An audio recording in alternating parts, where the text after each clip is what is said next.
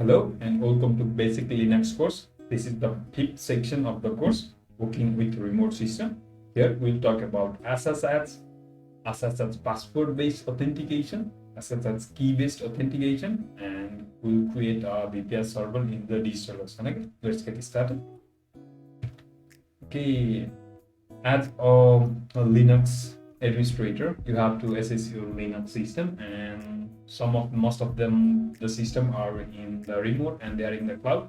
We can assess them with telnet and SSH.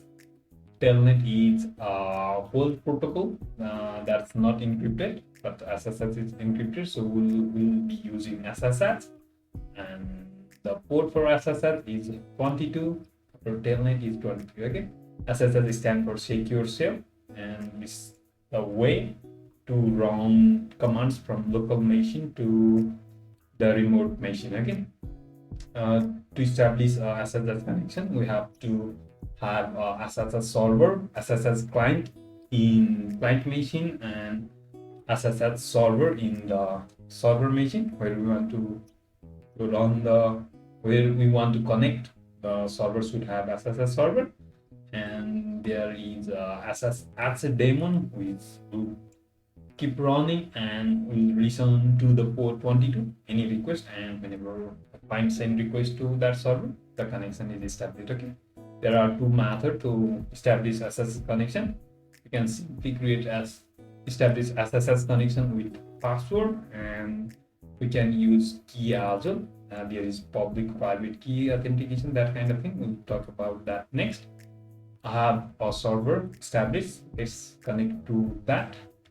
Have a solution is that server. Let's connect to the system with password.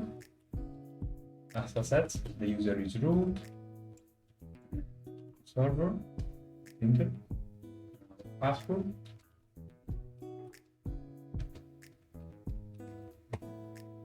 Now we are inside the system. Okay. Now this is the way we can access our Linux remote system. Now we can perform our tasks here and do whatever we need to do. Okay. Now let's try to create a server, another server in the distillation, which will use the SSH. Okay. Create droplet. SSH key use public private key system where we'll save the public key in the client machine, and private key will be saved to the server. When the public and private key get matched, the connection is established. Okay, so for authentication, when creating the droplet VPS server, this solution asks whether we want to use SSH key or password. If you use password, we can change to the SSH key next as well. For now, we'll use the SSH key, and instead of using this, I'll create a new one. Okay, here it asks me to create a SSH key. Okay, let's create one. To create one, you can simply create this.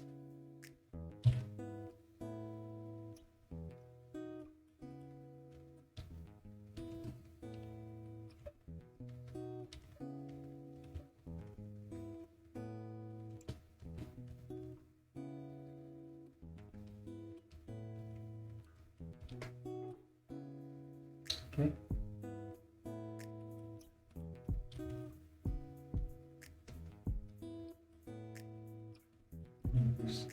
Start that. Generating public key, it will ask the name. Okay. Linux. You can use the passphrase for another layer of security, but for now let's simply skip that. And now if we split that, now we have this public key is created, and here is the private key. Okay, now what we have to do is SSH key content, we have to paste the public key. Okay, let's cat public and simply paste it there again.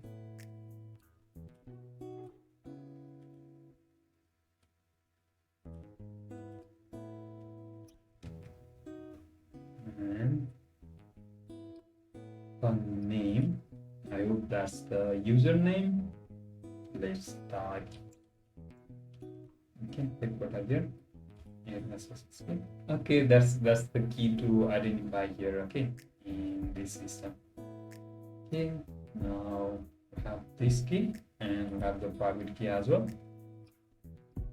Now let's create the droplet.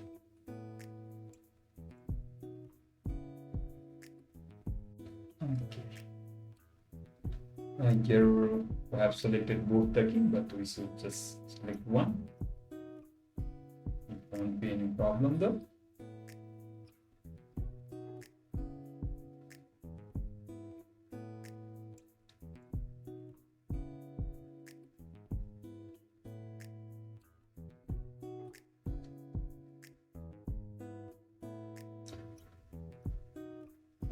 Won't take much time.